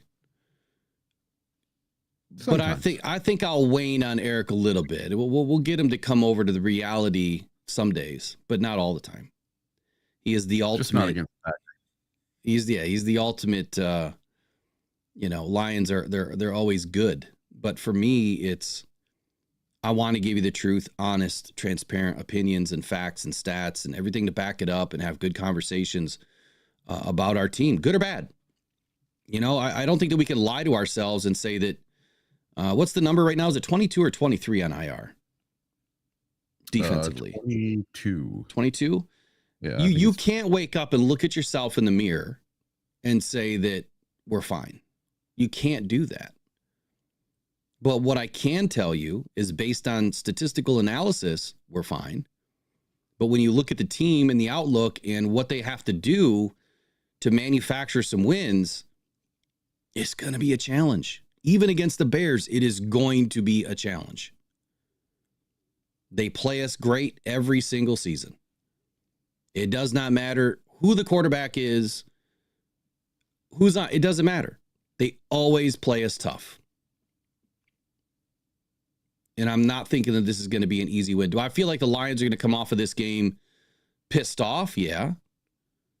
Do I feel like the rest that Dan is giving this team is going to help them? Probably. I'm not saying that I feel overly confident that we're going to walk into Chicago and win. But I think that, you know, to Eric's point earlier, we do have a puncher's chance. And it's all going to be offensive related if this team is going to make a big run at the Super Bowl. But more importantly, we still have work to do. We have to secure the North. Have to. That is the must. We can't let it go. But more importantly, we really need to get that 1 seed. Yep. But even if we don't, like I said earlier, there's still an opportunity for us to host 2 games. As long as we win the first in the playoffs. So not all hope is gone. Yes, we're decimated in injuries. Yes, we've got some major problems brewing on the defense, but Dan Campbell has you know, assembled this team with Brad Holmes for a reason. They've brought in the right guys at the right time. They've been now, you know, on this team for a couple of weeks now. They're only going to get better from week to week to week, and they just got the greatest tape that they probably watched and burned. And that's how you have to approach it. You have to accept your medicine and move forward. So a couple things from me. If you go back to the first half of the Thanksgiving Day game, the Bears versus the Lions were up 16-0 at halftime. So if the Lions can come out and play the way they did in the first half, we will be just fine. And we got a little bit of good news yesterday for the Lions, a little bit of bad news for the Bears. So the Lions, no longer on the injury report, Josh Pascal and Levi O. They are no longer on the report. And guess who practiced in full yesterday? Trevor Nowaski returned from concussion protocol, and Ife Melifonwu got to start practicing again yesterday. So his 21-day clock started, and the Bears, the whole left side of their offensive line did not practice on Wednesday. Left tackle Braxton Jones out for a concussion. Left guard Tevin Jenkins out for a calf. Offensive lineman Ryan Bates out for a concussion. And defensive tackle Javon Dexter out for a knee. And then everyone else practiced in full yesterday for the Bears. But those are four pretty important guys. Backup offensive linemen and their starting left guard and starting left tackle were all not practicing yesterday.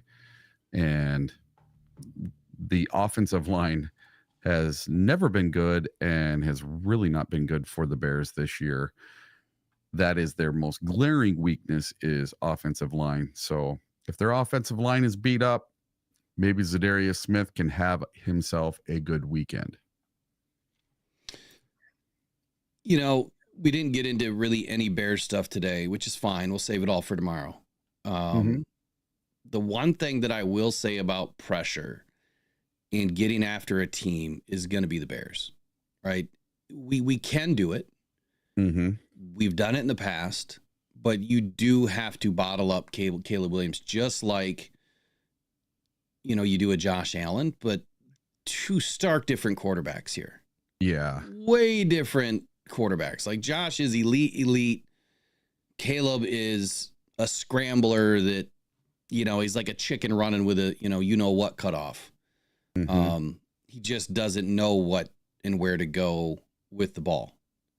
We can catch Caleb Williams. We couldn't catch Josh Allen. There's a huge difference. We couldn't sack Josh Allen. We can sack Caleb Williams. Yeah, and I think that with Trevor Nowaski being back, you could see how much he was missed versus the Bills. He's been such a good story. And I know I've said this and I'm repeating myself.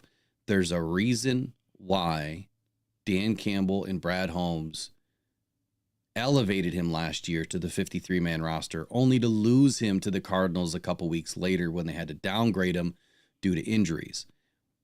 Thankfully, they got him back. They could see something in this guy that they wanted.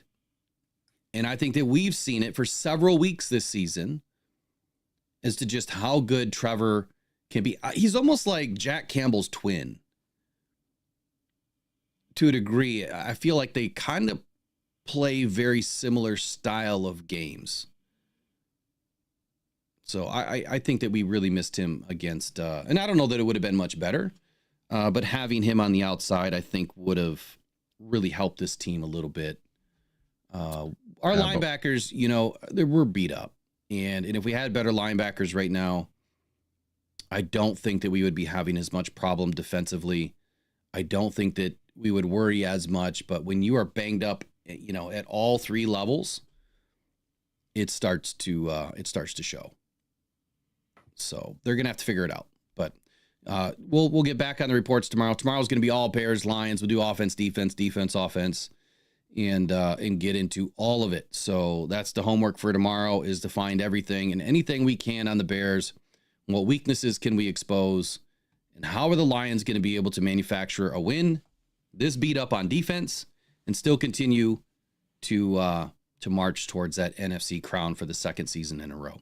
I am not going to believe in some of these Vikings fans that think that we're frauds. You know, Eric, you had a good point the other day. What was it when you said that the Vikings guys that keep thinking that we're frauds? We have an asterisk, on some of the Vikings channels and that, because they think that our loss to the Bills exposed us. And I'm like, one loss after 11 games and we're frauds. But what did you say? I don't remember. You said it yesterday. Where's the other day? Yeah, I don't get the whole calling us frauds thing.